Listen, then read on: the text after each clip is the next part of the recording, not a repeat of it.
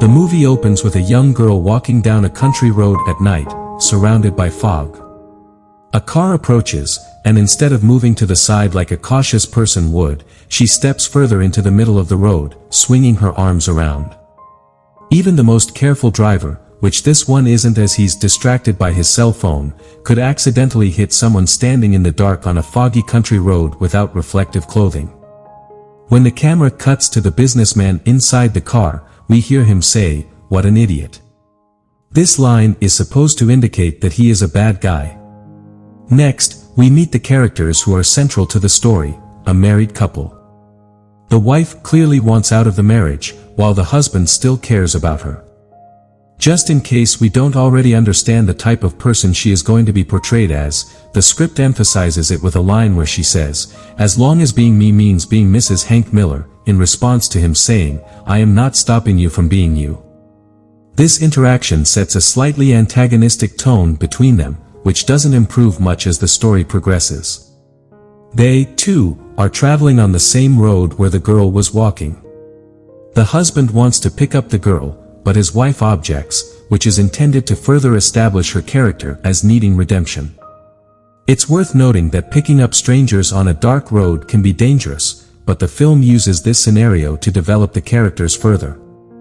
Interestingly, the girl also steps out into the middle of the road again, showing that she's not the brightest character in the movie. The husband wants to pick up the girl, but his wife objects, which is intended to further establish her character as needing redemption. It's worth noting that picking up strangers on a dark road can be dangerous, but the film uses this scenario to develop the characters further. Interestingly, the girl also steps out into the middle of the road again, showing that she's not the brightest character in the movie. Next, we are introduced to a lady who is also traveling on this road. She hears a low voice, supposedly the voice of Jesus, telling her to pick up the girl. The same voice tries to tell the businessman the same thing, but since that doesn't work out, it moves on to the next person who comes along. Eventually, the lady does stop and pick up the girl. After a brief glimpse of the diner where most of the film will take place, we meet one of the two well-cast actors in this movie. This character, played by the actor, has an important role and does a good job in the short time he is on screen. The officer warns the travelers that the road is out, and when the lady suggests they head back to the diner, the officer advises them to tell the guy at the diner that Officer DeVille sent you. Spoiler alert, he's the devil. The movie doesn't really explain why he conveniently cut off the road so these people would end up talking to Jesus. They arrive at the Last Chance Diner, where they meet Jesus. Before I continue, I want to mention that just as the officer is well cast as the devil, Bruce Marchiano is well cast as Jesus. Jesus responds to a comment that the state trooper said his place was closed with, "He has been trying to keep people away from me for years."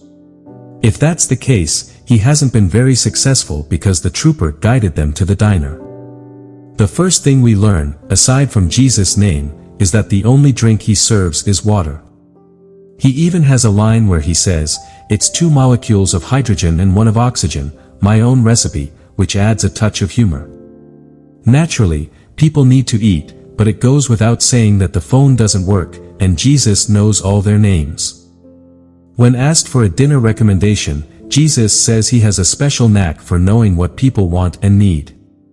There's a little scene where the husband comments that it's a little strange having Jesus as a waiter, and Jesus asks if he wants fries with his meal. It's a light moment that contrasts with the heavier themes of the movie.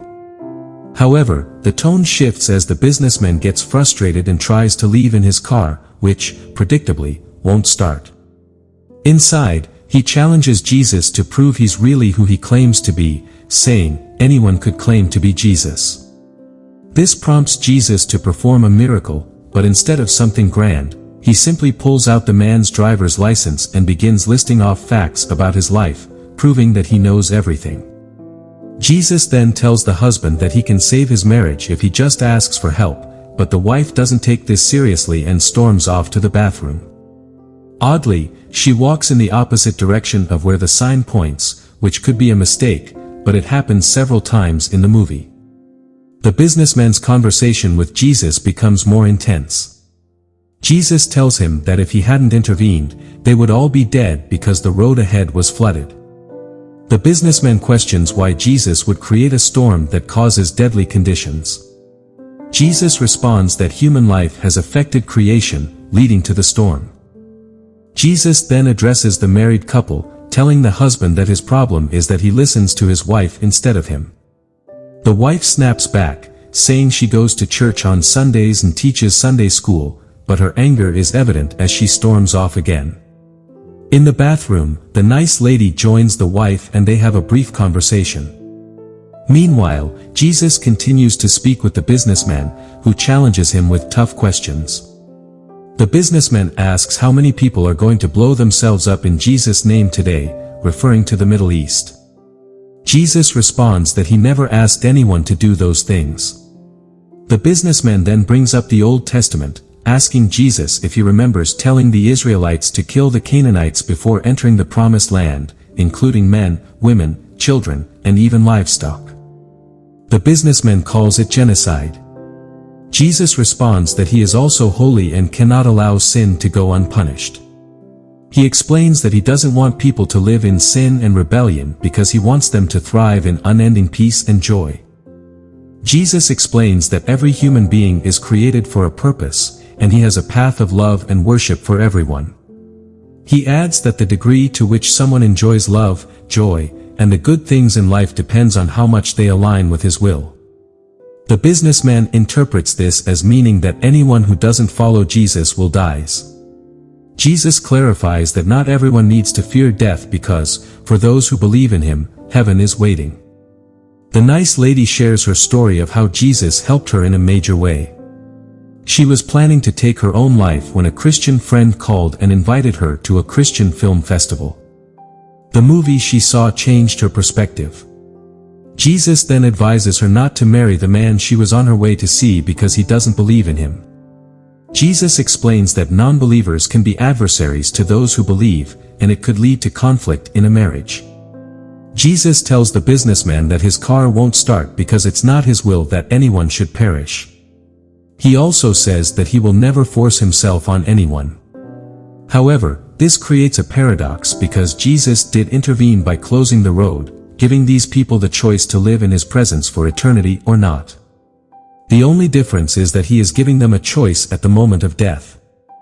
Jesus adds that no one goes to hell blindly, and in one way or another, he has revealed himself to everyone. The nice lady suggests that maybe if everyone could see Jesus, they would believe. Jesus responds that even that wouldn't be enough for some people. He then discusses Satan, saying that beneath every sin is pride. The writers also throw in a message about abstinence, with Jesus mentioning the importance of not satisfying oneself at the expense of others. This is followed by a revelation that the wife's infidelity is the reason their marriage is struggling. Finally, Jesus brings out the food they ordered, and it turns out to be the best meal they've ever had. This is also the moment when the wife has a change of heart, though it feels somewhat sudden and out of nowhere. We then get the backstory of the girl who was walking on the road. She reveals that she tried to take her own life with a gun, but miraculously, there were no bullets in it. Jesus had a hand in this, ensuring that her stepfather stumbled and removed the clip from the gun. This was a kind act, but it raises questions about who picked up the clip afterward, as it disappears between scenes. During a heart-to-heart conversation, Jesus asks the girl if she will forgive those who hurt her, just as he forgives her. To relate to her, he reveals the scars from his crucifixion, symbolizing the pain he endured for humanity's sins. Jesus also digs into the businessman, explaining that he is the way he is because he gave in to pressure. The businessman starts to soften, and we see a flashback of his grandmother feeding him a piece of pie, symbolizing a simpler, more loving time in his life. The movie wraps up with Jesus explaining that hell is a place where love doesn't exist, and those who don't believe in him go there. He emphasizes that Satan is surprised anyone is still following him, to which Jesus responds that he isn't selling anything, unlike Satan. The devil then announces that the road is clear, and they are all free to go. He says, "We'll meet again," hinting at a sequel. However, there's still a bit more left as Jesus justifies why it's okay for him to let the businessman go to his death, believing he did all he could. Back at the diner, Jesus gives some parting words, reminding them that the Bible contains all the wisdom they need for their lives. This message reinforces the movie's Christian theme. He then gives the husband a little pat on the back and tells the wife that her husband loves her, but not as much as he does. It's a subtle moment, but it's interesting that Jesus tells the three women he loves them, while only giving the husband a nod. The Encounter, 2010, follows 5 strangers who, due to a road closure, end up at a diner run by a man who reveals himself to be Jesus. Each character is struggling with personal issues, a troubled marriage, a lost businessman, a suicidal teen, and a woman uncertain about her future.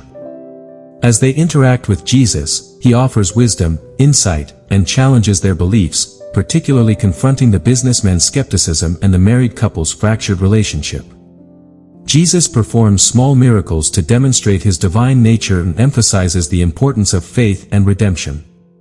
The devil, disguised as a police officer, tries to lead them astray, but they eventually come to terms with their decisions.